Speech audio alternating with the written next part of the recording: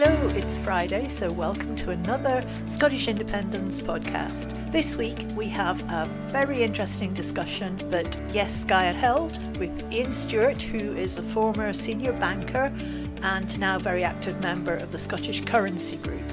This was recorded just a couple of days before Scotgov published their paper. We will do a podcast version of the press conference that launched the paper and also some follow-up as to how it's been received in weeks to come. But in the meantime, let's go over to Skye to introduce their event. I asked Ian to join us this evening to tell us about the work of the Scottish Currency Group and his involvement with it from his perspective. I'm the Skye man in the group, in the Currency Group, and as our local member of Skye and Lochalsh. Some of you may know Ian. He lives in Uig, and his family connection to Skye goes back to 1840 and probably long before that. He is a Fellow of the Institute of Bankers in Scotland, an award he received in 2004 in recognition of his contribution to the reputation of Scottish banking tradition, as the sole UK Director on MasterCard's Global Debit Advisory Board. Ian jokingly often makes the point that, after he retired in 2005, it only took 3 years for Scottish banks to cock things up. His words, not mine. After retiring, Ian set up his own consultancy company on payments and worked for a number of institutions: the Irish Payment Services Authority in Dublin, Eurocard in Brussels, S2 Card Services in London. He retired again after the banking crash in 2008 and moved permanently to Skye, where he set up what Ian calls a hobby job as an angling guide and co-authored a very popular and successful walking book, appearing on both TV and radio. Along with his wife Irene, he still works part-time, running a self-catering shepherd's hut. All in all, Ian has never really retired. His lifetime commitment to Scottish independence continues today through his involvement with the Scottish Currency Group. So, over to you, Ian. We look forward to an interesting and no doubt lively event. Thank you. Well, thank you, Carol, for a very complimentary introduction. Thank you all for joining our Zoom call tonight, and special thanks to you, Carol, for inviting me to this online event to explain my involvement in the Scottish Currency Group and what we, as a group, hope to achieve. Before moving on, I'd also like to give special thanks to my wife, Irene, for her patience throughout the many months and years. She has supported me on the independence journey, and she has joined me on that journey. In fact, she says she's been natalised along the way. I'm not going to define what money is beyond reminding you that it is basically a means of exchange and a holder of value. To do this, it needs to hold our confidence. And that's the thing I want you to keep in mind as we go through the presentation. Money must hold our confidence, confidence of the population. And it is important for me to make the point that my presentation is my own, not that of the Scottish Currency Group directly, but my interpretation of it, and is called Why Not Scotland? I will specifically focus on what having our own currency could mean to residents of Skye and Lochalsh. The topic does, of course, go well beyond Skye, and we will cover that too. Right, let's set the scene. Why not Scotland? Norway, Denmark, New Zealand, even little Iceland, all have their own currency, all survived the banking crisis, all survived the COVID pandemic. They all succeeded, not because they shared a currency, but because they had their own currency. So why not Scotland indeed? To achieve our goal of independence, we need, firstly and foremostly, before we get to the currency issue, we need a vision and an ambition for what we want an independent Scotland to look like. A vision that takes us beyond the day-to-day. A vision and an ambition that captures the spirit of 2014. That vision and ambition must get the votes out from the disenfranchised, the non-voters, the people who feel that there's no real investment in the political process. That's what I call the silent majority in Scotland. And of course, we saw this in 2014 when Glasgow and Dundee overwhelmingly voted for independence. And we cannot get independence without getting that cohort behind the cause. It's about more than economic theories. It's about hope. A hope based on our collective vision and ambition. Hope for a better future. Hope for our families, children and grandchildren. Hope for our country. A vision of what we could be based on our shared values. In essence, a collective vision of a new Nova Scotia. That is the vision. Let's return to setting the scenes. We've already compared ourselves in Scotland to other similar-sized, smaller nations. We compare favourably, but we have a mountain to climb, and I'll illustrate the mountain we have to climb. And to do so, I will use a YouGov poll this year, which outlined 3 issues which we will address tonight. The first is, this is a poll of voters in Scotland carried out by YouGov. They were asked which currency will be used in an independent Scotland. That was the first question I want to address tonight. 73% of those polled had no idea. They had no idea what currency an independent Scotland will use. The second point we'll cover tonight was who will pay the state pension in an independent Scotland. 77% had no idea who will pay their state pension in an independent Scotland. And the third issue we'll cover tonight is, would an independent Scotland have to cut public services? 74% had no idea. So 2/3 of the population of Scotland have no idea what we're actually proposing, and we're asking them to vote for us. So I think you all agree that Scots have not been getting educated on the benefits of independence and particularly of having our own currency. And that's why the Scottish Currency Group exists. As previously mentioned, it's important to record that this is my own presentation, not directly that of the Scottish Currency Group. Carol knew of my involvement and asked me to present as the Skye local man. So, who are Scottish Currency Group? They're a collection of people who all believe in independence and also agree that the 2014 referendum was lost in large part because of a poorly thought out proposition on currency. Who can forget Alex Salmond floundering when Alistair Darling said, no, you cannot share the pound? It still alarms me to hear that senior party figures say it is our pound too. It really is an unwise statement to make, and I think we know what's going to happen if they stick to that narrative. The Scottish Currency Group itself was established by Tim Rideout and it's chaired by Professor Robbie Mochrie. We also have Lynn Copeland. Lynn maintains our Facebook presence, which is, I think, there will be 3,500 members. And Lynn deals with all inquiries and does a great job there as well. So there's about 12 active members. 9 of them have declared themselves in our publication as authors to the propositions we put together. Some of the members, for career purposes, choose to be anonymous at this stage.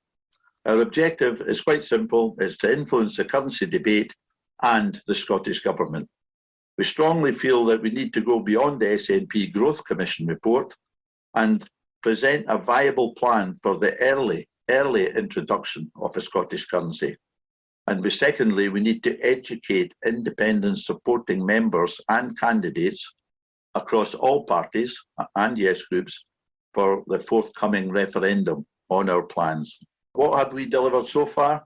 Well, we've delivered a booklet, a proposal in a booklet, and that booklet is called The Road to the Scottish Currency. It is available from our Facebook page.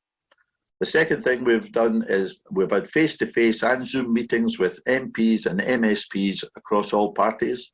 Thirdly, Tim Rideout regularly goes and takes a roadshow to SNP, Greens and Alapa branch and yes groups.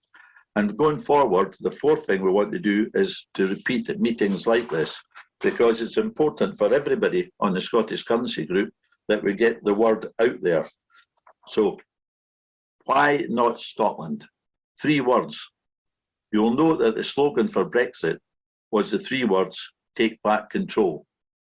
Dominic Cummings supposedly believing that more than 3 words would be too wordy for the masses. The Tories continued the custom, get Brexit done. Starmer's Labour are aping the process, and they now say make Brexit work. So for me, it's why not Scotland? Why not Scotland and our own currency? So this is a quote from the Cabinet Secretary, Angus Robertson, in reply to Willie Rennie. Scotland will continue to use the pound sterling at the point of independence, establish an independent Scottish currency as soon as practically possible through a careful, managed and responsible transition when an independent Scottish Parliament chooses to do so. So we in the Scottish Currency Group, we totally sign up to that. Where we do differ is, of course, on timescale. But we believe that timescale is critical to the delivery of a vision and an ambition for our new nation. The Scottish Currency Group, our proposal is an evolution from the Growth Commission recommendations. So it's actually a development beyond the Growth Commission. But we do recommend a shorter transition period, no more than a maximum of 3 years. Immediately, however, after a yes vote, we recommend that we do a number of things, 5 key initiatives, in fact. One is immediately after the yes vote, we establish a central bank, we establish a Scottish Treasury, we establish a financial services authority, and we commence the design of banknotes and coins. And fifthly, but importantly, we start to engage with the international payment systems and the payment communities. I think that recognises that 95% of payments are now electronic. Visa, MasterCard, SWIFT, various systems like that. So it's very important. And these systems cannot just be updated overnight. It's not that simple. So the second key difference between ourselves in the Scottish Currency Group recommendations and the Growth Commission is that there should be no pre-published criteria. Those of you familiar with the Growth Commission report know that there are 6 pre-published criteria that the state must be achieved before the Scottish Government will issue our own currency. This, we believe, is a massive strategic error. By stating these, we score an own goal, as we are a hostage to fortune and make ourselves wide open unnecessarily to criticism from opponents. Moving to our own currency is a decision to be made by the first independent Scottish Government, no one else, and there's no requirement whatsoever to actually publish preconditions or criteria. I'm pleased to say that earlier this year, a number of branches, including Skye branch of the SNP, supported our most recent proposal to go to conference for the early adoption of a Scottish currency and to remove the 6 criteria. That proposal, in our opinion, addressed the post-Brexit and COVID world not addressed by the Growth Commission, which of course actually predates both Brexit and COVID. It was consistent with previous resolutions passed by conference in 2019 and 2020.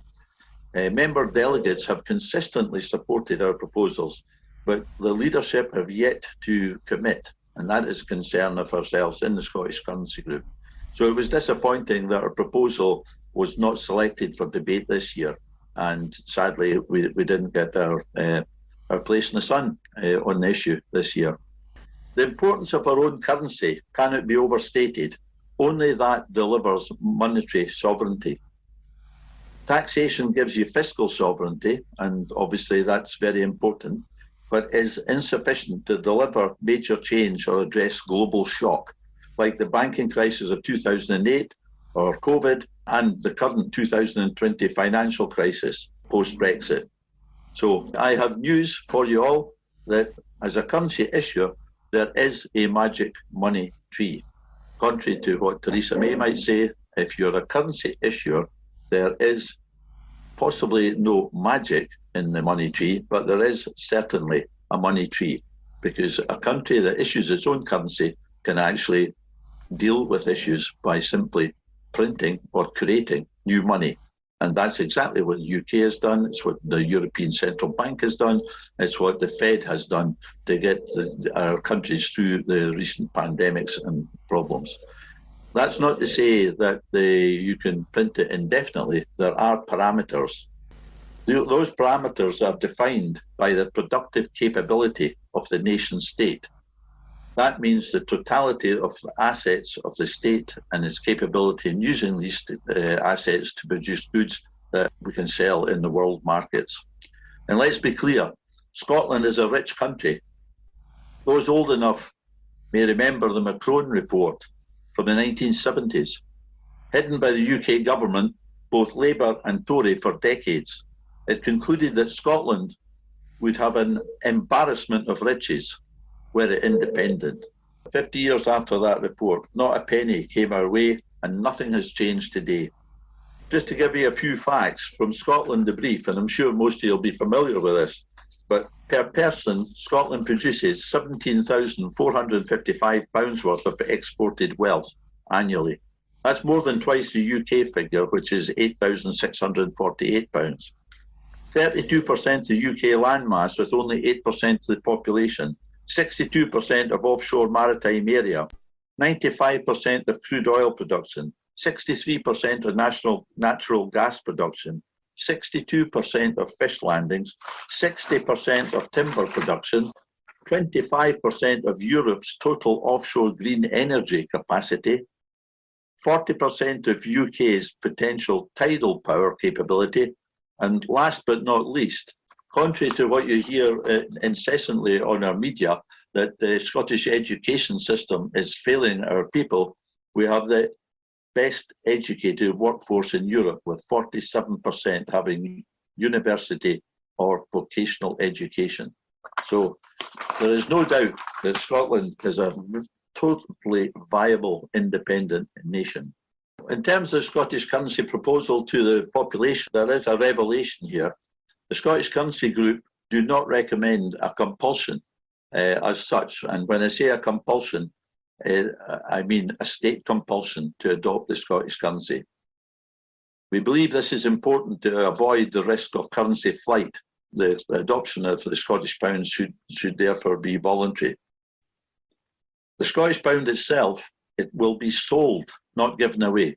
So we're not going to actually say, here's the Scottish pound, go down to the bank and we'll give you £100 Scottish. You will have to buy the Scottish pound. So if you want to have your bank account in Scottish pounds, you'll have to apply to the bank. They will change your account on a £1 for pound basis. And of course, by that process, the Scottish Central Bank, which we've already set up, accumulates significant volumes and values of sterling. Initially sterling, but of course the central bank will convert a significant proportion of that into euros and dollars. We estimate that the reserve fund by that process will be around £50 billion in sterling.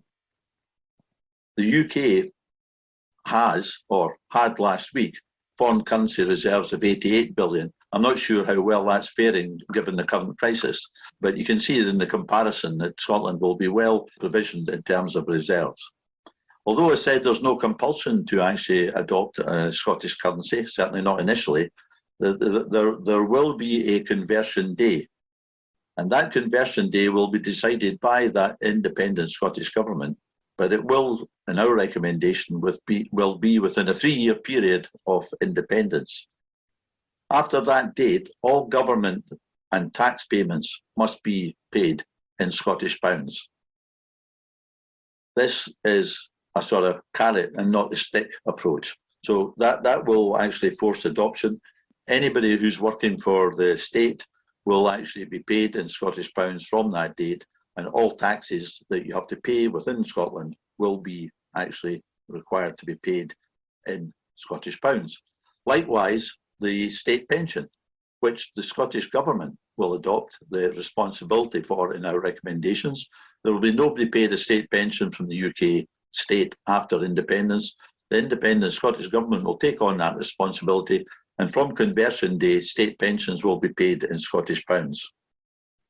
During the period to conversion day, the Scottish pound will be kept at parity with the sterling, and may be for some months thereafter, either directly on a 1-for-1 basis or within a margin to that, very close to it. The process is not difficult. Many countries have done it, so we know that it's perfectly feasible. Well, you might actually say, well, there's not confusion. Well, we don't think so, because people are pretty savvy when it comes to money in their pocket. And many people will actually retain sterling accounts, certainly initially. As most personal payments are electronic, and if you retain a sterling account, then the conversion will be made by the point of sale terminal. So you can get by with that for quite some time. But of course, you've got to remember that after conversion day, those still using a sterling account in Scotland will pay a conversion commission charge and also a transaction charge, because after conversion day, sterling will be like a foreign currency, similar to a euro or a dollar transaction. So again, it's a carrot and stick approach. And as I said earlier, everyone from the conversion date will be required to pay their taxes in Scottish pounds. And there's approximately 50% of wages in Scotland are either paid by local authorities or by the government departments. So these wages will all be paid in Scottish pounds from conversion date. So this process will drive adoption, and sterling after conversion day is basically a foreign currency. What about speculation and what about reserves? These are very, very valid concerns. Speculation in our currency, the Scottish currency, is unlikely, as there simply won't be a great deal in circulation, initially at least. Hedge funds, the Crispin Odey and his friends in the hedge fund business are more likely to speculate on sterling and sell it short, as they did on the eve of Brexit, the vote, and also on Friday, the 23rd of September. The so-called interim budget, Chancellor Kwartangi, is a former employee of the Crispin Odey's hedge fund, and so there was a lot of selling short, and that may happen, of course, when Scotland creates its own currency. Lack of confidence, I go back to my first slide in the presentation. Confidence is a big issue, and that would be a concern, and it's something will need to be managed. We would hope that, well, in terms of the vote for independence, we are assuming that 60+% of the Scottish population vote for independence. So it's a strong yes movement across Scotland. And we'd expect these people to be early adopters of the Scottish currency and very supportive. And it's the Scottish Government's job to make sure that the narrative on the issuance of our Scottish currency is a positive narrative. And they need to manage that narrative. And I could possibly suggest, as a starting point, they might want to do some pruning in BBC Scotland, and that could be helpful. On the reserves front, Scotland will, we estimate, have healthy reserves of circa £50 billion sterling or equivalent in dollars and euros through the sale of the Scottish pounds. This is net of mortgage and business debt repayments in sterling. Scottish Central Bank will convert much of this to euros and dollars, as I previously stated.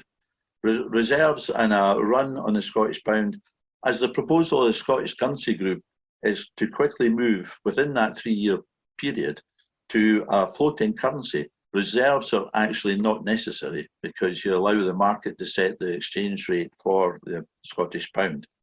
Although we would still want to have reserves, it's just any nation state wants to have reserves as a backup. But what we would expect, like the Irish Republic, some of you might recall that the Irish Republic actually pegged its punt, its equivalent of the pound, to sterling for decades. But after it actually delinked the punt from the British pound, the actual Irish punt actually gained value against sterling and was actually worth more than sterling.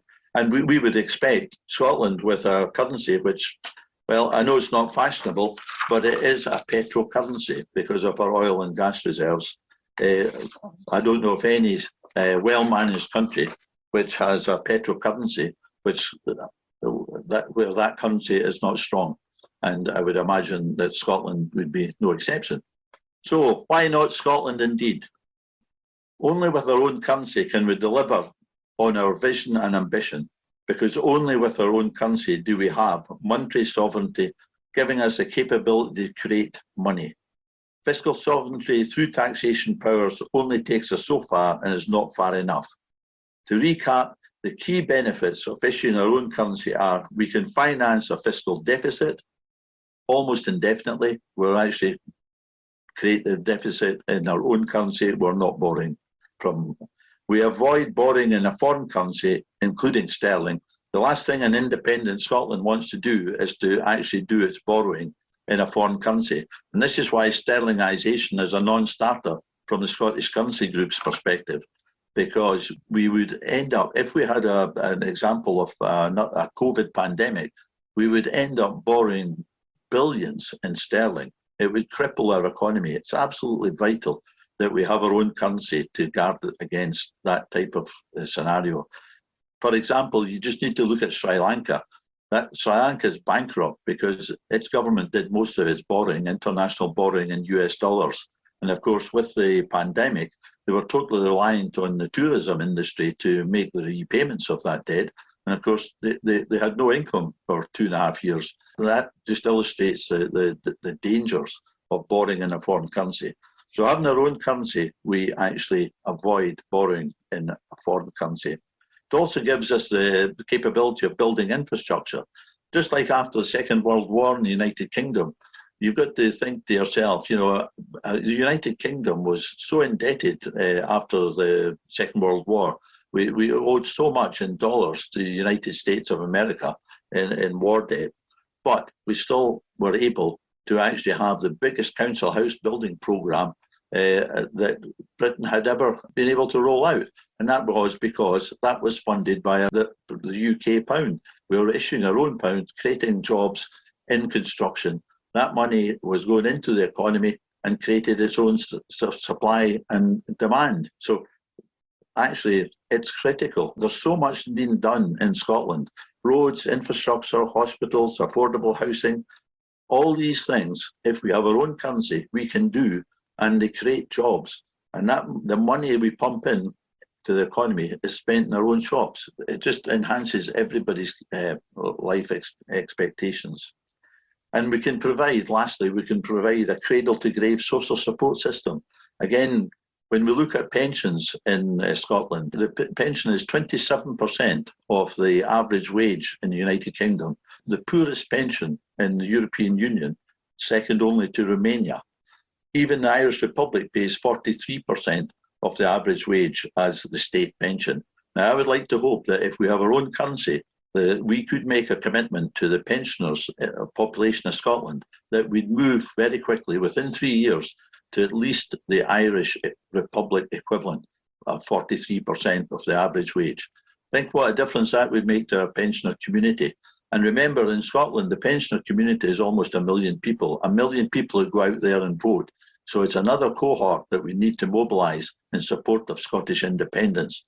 And up until now, they have been loath to actually support our cause. They're very, very important. And here in Skye, when I was asked to say what we could do in Skye, well, we could increase the social housing expenditure in Skye. There's so many young people looking for social housing in Skye. With our own currency, we could actually make that happen. We could improve our road systems. We all know the road systems in Skye, compared to the volume of traffic that we get in the summer period, is totally inadequate. We need a major road improvement programme here in Skye. We could even open Broadford Airport and have it open to scheduled flights like most of the other islands. I mean, I know of people in Skye who've actually moved to Outer Hebrides because it's easier for them to get the Central Belt or get back down to England from Stornoway and Lewis than it is from the Isle of Skye, because they can get a flight to Glasgow and onward from there. And we can also, how about investing in our ferry services? We all know that's necessary. It's a prerequisite for joining the European Union. So this is another issue that we have with the Growth Commission recommendations, which you might remember. The Growth Commission recommends that we share sterling for up to 10 years. Up to 10 years. So bearing in mind that the European Union requires you to have your own currency for a minimum of 3 years, I mean, we'd be going with that proposition to the electorate and saying, well, vote for independence, and maybe in 15 years' time, we could reapply to join the European Union. You know, it's an absolute non-starter. So the issue for Scotland is not the risk from independence, it's the risk from remaining as part of Brexit Britain. With the vision and ambition, we can transform Scotland. I introduced my presentation by using 3 key words and 1 phrase. vision, ambition, hope, and why not Scotland? So I hope my presentation has given you an idea of how we could issue our own currency. It's not difficult. Other countries have done it. I hope it also reassures you that it's not difficult, and I've spelt out the advantages from doing so and explained why doing so is critical to a successful outcome in the coming referendum. Our own currency must be central to the forthcoming referendum. Independence without our own currency is not independence. Let's all work together, SNP, ALAPA, Greens and the wider Yes movement, and create that vision, create that ambition, and you, Nova Scotia. As Nicola ended her own conference speech with 3 words, picking up on the theme we've had throughout, she said, finish the job. And that's what having our own currency, and that's what the recommendations from the Scottish Currency Group will hopefully help us all achieve. And thanks again for listening, and thanks, Carol, for inviting me.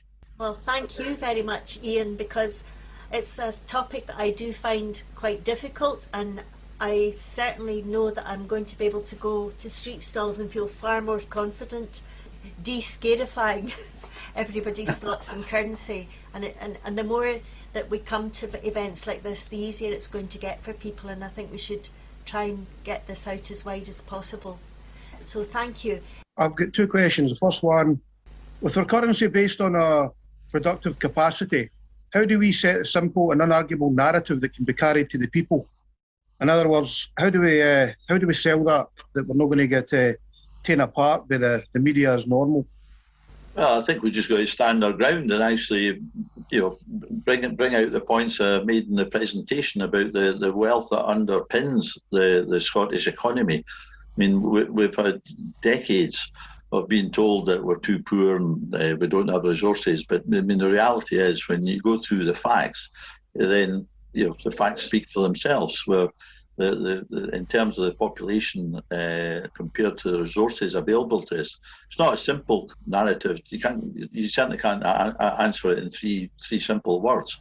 But you do have to keep plugging away and reassuring people that Scotland does have the resources. So I always feel that drawing comparisons with other nation states, like Ireland, which has no natural resources really, but is hugely successful, much more successful, has a greater GDP in the United Kingdom per head of population. There's not a simple answer to that question. It's a complex question, but you just have to reassure people. I've got to admit, I absolutely loved the presentation, what you put across and how you've actually did it. But I'm looking at the big enough, we're big enough, strong enough and rich enough thing, and being able to actually carry that simple set of terms by saying we can print our own money and make it sound like it's not something off a monopoly board is what we're trying to do, because we know fine the media, Tory media owned, is going to actually take us apart at every single thing we do. So we've got to be really distinct when we're coming across with various terms. That's what I'm trying to work out, how to beat the media the next time. Yeah, it's very difficult to counteract the hostile media like that, but you can actually turn that back against themselves, because the UK has printed billions. I mean, the last time I looked, the UK itself is 2.3 trillion, I think, in debt, which it's possibly attack is the best defence if you're under pressure from media. And it's certainly something I'd like to see SNP representatives, when they're actually interviewed on TV, having a much more robust response when you get that type of hostile questioning. Could I just quickly jump back to the comment from David G, because he's suggesting that as soon as Scotland votes for independence, the pound will collapse and our funds and GBP will become worthless. What's your comment on that? I mean, he's commenting on how fast the pound tanked after the mini-budget. Yeah, I think that's a very good question, and it opens up a whole Pandora's box, really, because, I mean, up until now, up until this last 3 weeks, and it's always been assumed that the pound's a strong currency, and the Scottish pound should therefore try and be pegged to the sterling. But it may be the opposite, actually. And I certainly think that the activities of hedge funds and Crispin Odey and his odious friends, as we call them, will undermine the pound sterling. Any hint of us getting independence, and they're going to sell that pound short. So, yeah, I did say in my presentation that the Scottish Central Bank will, while it takes in the sterling from the populace, it will convert that fairly quickly into a portfolio, which would include US dollars and euros. I noticed that you said, you're advising that we'd not have conditions set up in advance for moving to Scots pounds, and I think I can understand why you'd think that. But I'm also sitting here thinking, would that not be something that unionists would pounce on as a scare factor in the campaign? Yeah, I think they would try to pounce on it, but I don't think they would have any grounds to pounce on it, because we wouldn't give them any material facts. We'd just say, as Angus Robertson said, that would be a decision for the government of an independent Scotland. So if you keep the answer as short as that, then there is no information available to them to actually make a case from that. Well, it goes back to my slogan, why not Scotland? New Zealand manages fine, Irish Republic, Denmark, we can just trot off all the very successful small nation states who don't have the resources of Scotland. Yeah, we've got 1 million pensioners in Scotland, of which I am one. Even yet, only about 36% of us support independence, although that's gone up quite a bit since 2014, but it's not a lot. But we are the ones that go out and vote. I'm just thinking, when you talked about people wouldn't be forced into having a Scots pound bank account, could you just kind of go through step by step, easy step by step? Say you've got a very non-techie, a pensioner who's not convinced about India yet, maybe hears someone saying that you've said this, and then they get a bit kind of scared about, well, what's going to happen to my bank account? And they don't know how to go about it themselves. What would they actually have to do? Well, after the yes vote, then, of course, banks would be required to actually deal with this for their customers. The Scottish Government would give direction to the commercial banks in Scotland. The commercial banks would have to contact the customer, give them the option to actually open up a Scottish currency account, explain to them that as a state pensioner, their pension will be paid in Scottish pounds from the conversion date, with a recommendation that therefore they should actually convert their account to the Scottish currency. And because we're keeping parity to the pound sterling, whatever value is in that bank account in pound sterling on the date of conversion, that will be converted to Scottish pounds on a pound for pound basis. So the bank will take care of that. It's not going to be the Scottish Government that's going to deal with that. It's part of the commercial relationship between the bank and the customer. Between yourself and Tim, I'm convinced. But what I'm worried about is I'm not convinced the Scotgov is. And I'm just looking at the Deputy First Minister talking about this economics paper that's coming out. He's still talking about very defined tests. I've also heard one of the MSPs talking about, the UK will carry on paying your pension as if you were anybody who'd moved to Spain, which again, different line to the one that you're doing. How convinced do you think they are? What is the gap between yourselves and the Scottish Government, and what might be in that paper? Very, very good question, Fiona, and I wish I knew. I'd have to say I am concerned. I have no idea what's in that paper, but I have heard these comments in recent days myself. We put our thoughts to the Scottish Government, we put the thoughts to the leadership of the SNP in February this year. In our booklet, The Road to Scottish Currency, we had Zoom meetings with a number of MSPs and MPs. I met personally with Ian Blackford, and so these discussions have taken place some months ago, but until I see that paper on Monday, I think it is, next week, I am as much in the dark as you are, I'm sorry. The majority of people have got debts and loans, such as mortgages, and those mortgages are with British or international banks and are in sterling. So I think an awful lot of people would like to know what happens with those. How does that get converted or not? And I think that question, would help people. That's a great question, John. I'm glad you've asked it. I mean, in a 30-minute presentation, it's not possible to cover all aspects of quite a complex proposition. But what we envisage in the Scottish Currency Group is the Scottish Government passing legislation to actually require, again, banks operating in Scotland with a Scottish banking licence, as all banks actually who choose to continue to trade in Scotland after independence will have to obtain a banking licence from the Scottish Government. So the Scottish Government will actually pass legislation to require these banks within the period up until the conversion date to offer their customers the option of converting their mortgage or personal loan or credit card balance into Scottish pounds on a £1 for pound basis. And that legislation will require them to offer the mortgage on the same terms and conditions as it's currently in sterling during and up to the conversion date. After the conversion date, then it becomes a commercial issue for the bank and its customer. So in that 3-year period, customers in Scotland will have the opportunity to convert to a Scottish currency mortgage or loan at no cost to themselves and on the existing terms and conditions. After that conversion date, then that becomes a commercial proposition with no involvement of the Scottish Government between the actual bank and the customer.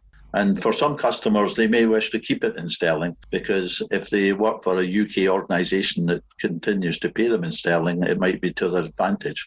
But we'd expect that most, given that 50% of the wages paid in Scotland come from government or local authorities, we'd expect a large percentage of mortgages to actually convert to Scottish pounds. Personal loans are less important because typically they're over a short period. So within that 3-year period, we would expect a large percentage of personal lending to be repaid and through the normal cycle. I see the biggest problem here, and it's already been hit on, is education. Yep. And this has to be sorted out at the national level. We have to get to grips with this because the population don't understand the basics.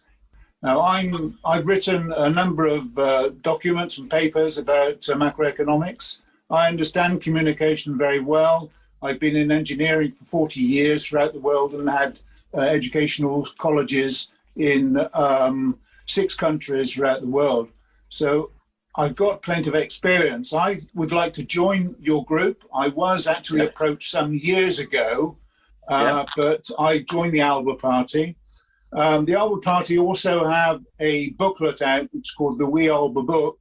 It has flaws in it. I don't know whether you've read it, but I've done a critique of that book, and there are flaws in it. So what do you think, from the educational point of view, would be possible to bring it up to national level? This is big stuff. So what are you planning?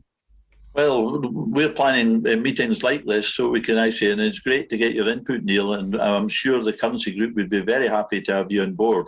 Through this type of conversation, this is really where we see ourselves going, because really we want to create disciples to take this forward. To a large extent, we've been talking among ourselves for 18 months, coming up with our proposals in the Road to the Scottish Currency booklet that we've produced and given to MPs, MSPs, etc. But I agree with you, it's been very, very difficult to get engagement from MPs and MSPs. It has surprised me how difficult it is to get them to engage on this issue. You know, bearing in mind how critical it was in 2014, for me, this should be the top of the agenda. Every MSP, and certainly within the Scottish Currency Group, we're more than happy to spend as much time as is necessary to educate the leadership, because that's really where, it needs leadership. That's what we are trying to achieve. But we are only a group of a dozen people, and we're doing our best. You mentioned the transition period of 3 years. Yeah. Now, is that from the time of the vote to the time of issuing the currency? We would recommend from the time of the vote, and as soon as we have the vote, we set up the central bank, the Treasury, the Financial Services Authority, etc. Lynn is in the Scottish Currency Group as well, so it'd be really interesting to have her input. Just a couple of wee things here. There are actually two teams at the moment on the Scottish Currency Group, and one of them is our working group, which Ian is part of, that wrote the road to the Scottish Currency.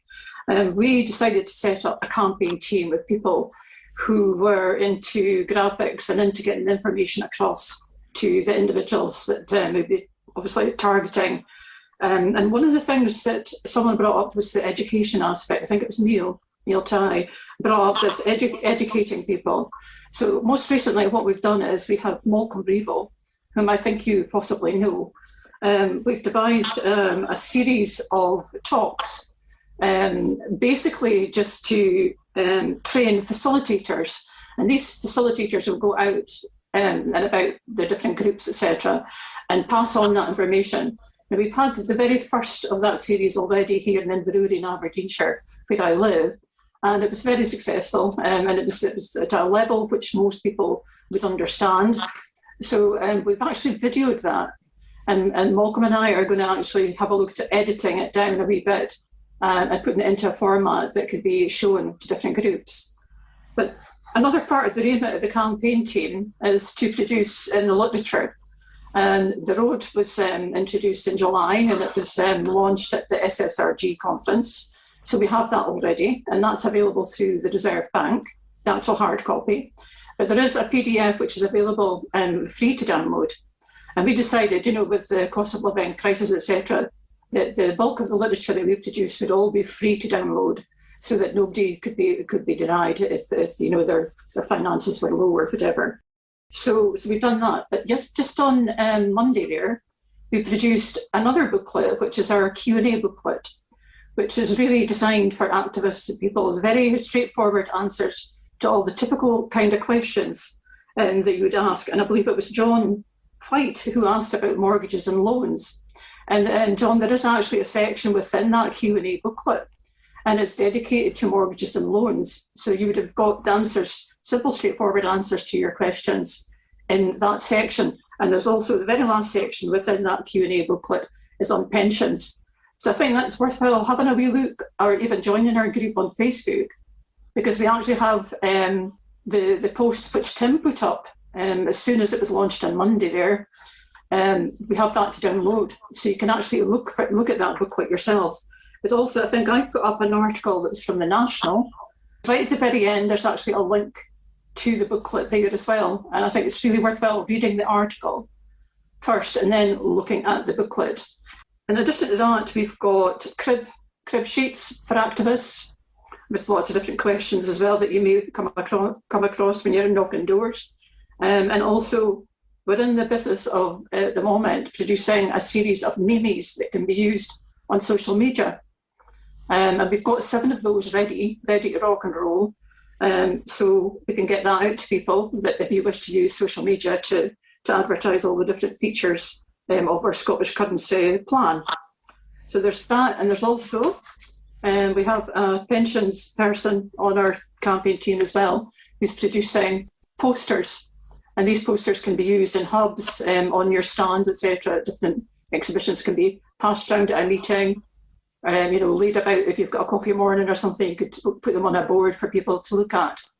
And in addition, this week, we've got a meeting with our video maker, Rob, who is actually going to put all of the information that is in the Q&A onto a video. And we've put just a trial one up on the Facebook page today as well, so that's there. But we're going to define it a wee bit more and make it a wee bit more, dare I say it, professional looking, because I think we're actually quite professional anyway. But this would have our logos for our Scottish Currency Group, and also for the Scottish Reserve Bank on it. We're serious about what we're doing here. We want people to have this information, and we want to have it in every available format we possibly can. Sorry, just to be clear, this is a Facebook page you're talking about. So this is a Facebook page, yeah. It's not a website as such. No. The other website that you would need to get on is one which Tim set up, which is the Scottish Reserve Bank. And again, Tim's got lots of information, explanation and so on in there. And that's where you would go if you wanted to order a hard copy of the first book, The Road to the Scottish Currency. As a pensioner, I mean, I do understand that the Scottish Government, independent Scottish Government, would take on all state pension payments. But I'm in the position of having a state pension at the moment, and also a pension from UK government. What would be the provision for pensioners who are currently in receipt of either UK government or pension payment from a remaining UK employer? Would you foresee something in the way of a protection of its value, whatever happened to the state of the pound against the Scottish pound, etc.? Yeah, good question, Sandy. Our thinking really is that if you're working for or have a pension from a UK-based company and they're paying you in sterling, then that would continue. It would really be up to your employer or the UK government, in your case, as to whether or not they chose to offer you the option of paying in the Scottish currency. The Scottish Government couldn't legislate to enforce an organisation in what would then be a foreign country to pay your pension in Scottish pounds. But that would be an issue for whoever originates your pension to make that decision. I think the work the Scottish Currency Group are doing is excellent. And one of the kind of key things is it's normalising the Scottish currency. And I think 2014, it was a weakness in the campaign, but it actually could be a massive asset if we actually look at it in a different way and frame it and, take the kind of proactive, confident view of the Scottish currency as an asset to move forward. So I think all the work that you were talking about, Lynn, to educate and inform and get that communication out there to people in a way that it's understandable and palatable, and have thought through the questions, because we really do need to think about it like it is happening. And here are the steps. So I very much like the idea of the kind of roadmap there to let people feel secure and confident that these things have been thought through. And it just takes the fear factor away, particularly when we've been living through such a period of turmoil, from Brexit, austerity, pandemic, to our current situation with the Tories, and it feels chaotic. I think security is absolutely at the heart of the next campaign. People feeling secure from a personal point of view, from an economic point of view, food security, job security, national security, and I think the currency is a key part of that. Thanks for that, Alison. It's important. I'd say we're doing all this stuff and producing all these materials. One of the things that we really are very, very keen on is people coming back to us with feedback. It's very, very important that we know that we are, giving the material that is going to be of use to them. There's no point if we're not doing it right. On the Scottish Currency Group, we'd love to be invited to every Zoom, SNP, Alapa or Green branch meeting for the next 18 months or whatever it takes. We need to mobilise people in the branches and to give them the confidence to be able to go out and speak with similar knowledge to ourselves or close to it. Converting the currency, if you're converting or selling sterling to buy euros and dollars and other hard currencies, that of itself is going to devalue because of depreciation in the value of those currencies anyway while you're doing that, particularly if you're looking at 50 billion against the UK 88 billion in reserves. I'm not sure that that's the best way to go about that in the first place. Would it not be better we run a trade surplus? Our country exports things which are in demand from other countries and paid in dollars, for instance, in petroleum products. I would also be interested. The UK's got a big economic problem. It's the second largest importer in the world after the United States. There is a kind of a bit of a problem that our country is a net exporter, and getting away from England, we're getting away from a basket case. I'd also be interested in comparisons. I know that the Baltic states, when they get away from the Soviet Union, I've read some of Mr. Lawson's stuff about Estonia setting up a currency from scratch. And I'm also aware that China had a parallel currency, that they had an internal currency and an externally traded currency. Renminbis weren't a traded hard currency at first. So I'm not sure that just saying, all right, we're going to change all your money into English pounds, are all going to be traded in for Scots pounds, and we're going to go off and buy foreign currency reserves of that is necessarily any more not something that's going to have holes picked in it.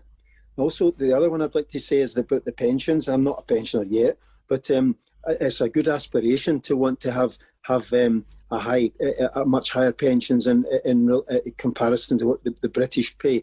But if you look in the Irish Republic, they run a fiscal surplus. Their country gets quite well, not always, but certainly presently, they've got plenty of tax money to spend on pensions and other things. They just need to raise the fear in us all over again that, will we be able to afford to pay these things? And we're back to where we started with the comments about the pound in the first place. My conversations with people at the time when this came up, and Mr. Stewart said that right at the outset, a currency is a means of exchange. And when I explained that to people at the outset, didn't matter if it was Coca-Cola cans or nylons, chocolate bars or Bazooka Joes, as long as the bank takes it in exchange for, or Asda takes it in exchange for your messages, and the farmers take it off Asda in exchange for the milk, there's not a problem. Once that had been explained to people who were perfectly happy with it, we bodged this at the time because people have this kind of impression that the money actually matters, that the currency is something of intrinsic value, and it's not. It's just a concept. It doesn't actually exist. But the role that was picked in 2014 was, you can't use the pound, and that was like, and that became a great big issue.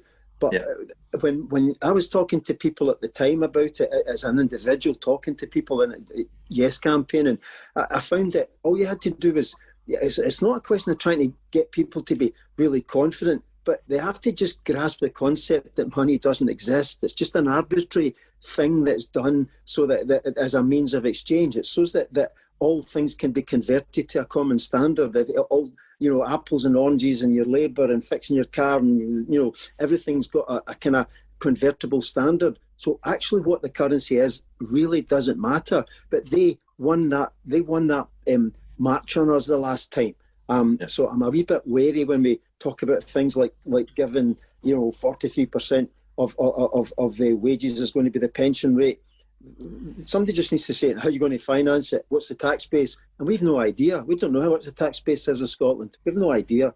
We know we're on a trade surplus, we think, but we've no idea what the tax base is. No, these are all very valid points, David. And, it's, but we do have to, if we're going to try and sell the vision of independent Scotland, make commitments. And, I think we've got to actually put something on the line there in terms of we're moving to actually have a commitment. The SNP already has a commitment in an independent Scotland to move pensions to near the European median. To emulate the Irish Republic is very much in keeping with current SNP policy. We run a trade surplus and net exports, so would it not be better to generate hard currency reserves by converting net inflows from trade? That will happen anyway because petroleum products are actually traded in US dollars. So we'd have a net inflow of US dollars, and obviously we'd probably keep that element of the reserves in US dollars.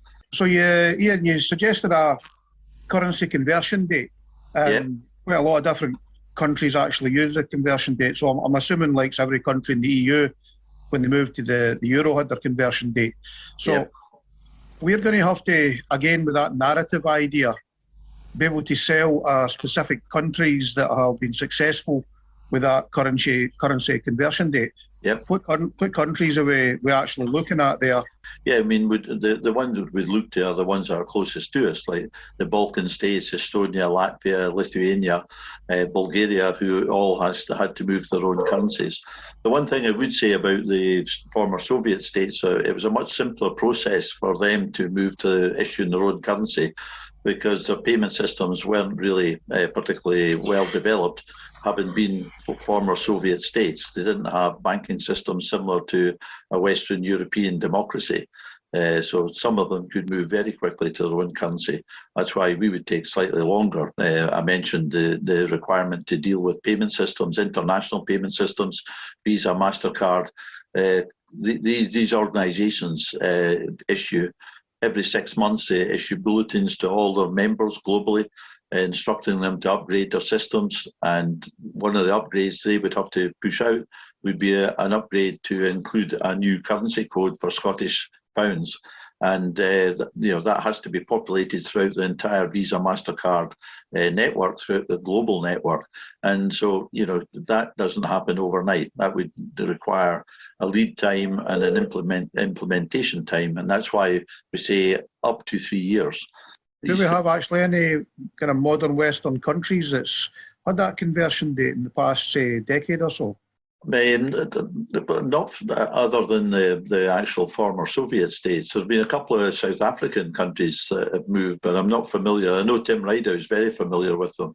I'm not sure how sophisticated their banking systems were prior to them going to their own currency and moving away from the South African rand. The basic process is the same. It's just that in a Western democracy, you have much more sophisticated payment systems. Given what some of us probably expect is going to come in Monday's economic papers, would you see a benefit or even support an independence convention being called, with inviting all political parties and independence groups like yourselves, like Commonweal, like Business for Scotland, so we can discuss and iron out these details so we're not got mixed messaging and get beaten down by our opposition, and we're all singing from the same hymn sheet on A, the strategy, and B, probably more importantly, the campaign and on currency? Yeah, personally, I certainly agree. I think that would be a very good thing, Hector. In fact, I did say in my presentation it's time that we all pull together. LAPA, Greens, SNP, Yes Movement more generally. I think we do need to come together. The last thing we need to do is go into a referendum campaign when we're actually talking against each other. And I'm all for that suggestion. Thank you. What I was going to say, yeah, I totally agree with Ian. And with Hector, this is something that we've been actually trying to get through for a couple of years now as well, is this idea of bringing all parties together. They're very much the grassroots of the SNP want to do that. They want to, the majority of them do. They want to get together and have a national convention. But with the actual SNP side, we're trying to do an affiliate group on policy. So that's going to be something that's going to be open to all parties and none. So there are, be aware that there are people working on this element, Hector, to move forward and try and get some sort of, a consolidated approach to things.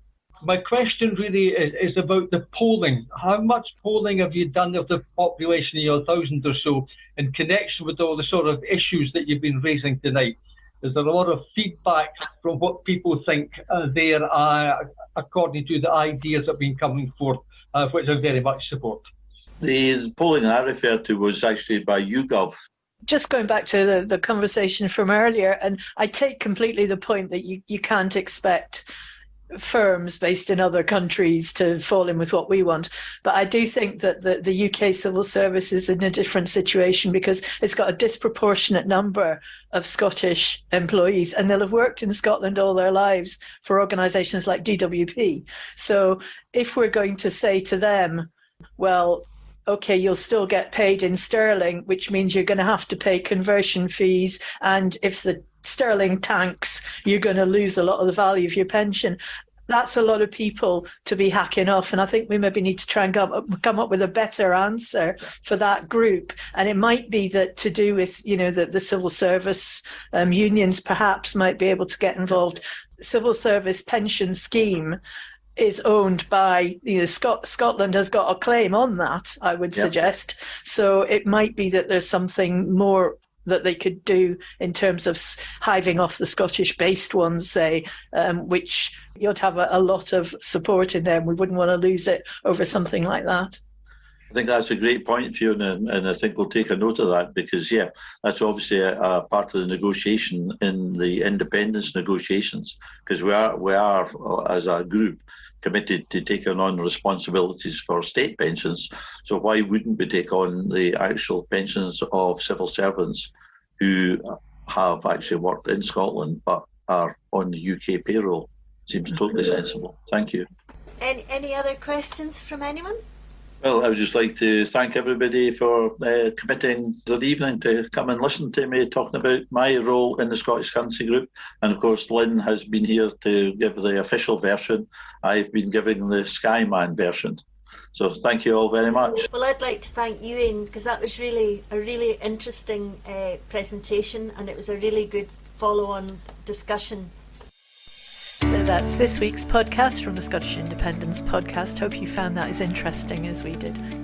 Join us again next week when we'll have our regular Friday podcast, but there is so much going on just now that we're probably going to be having bonus Tuesday episodes as well for at least a couple of weeks. So don't forget to subscribe and you won't miss anything. But if you do, check out our website where you'll see all our podcasts, and that is podcasts.independencelive.net. Thanks for listening. Bye now.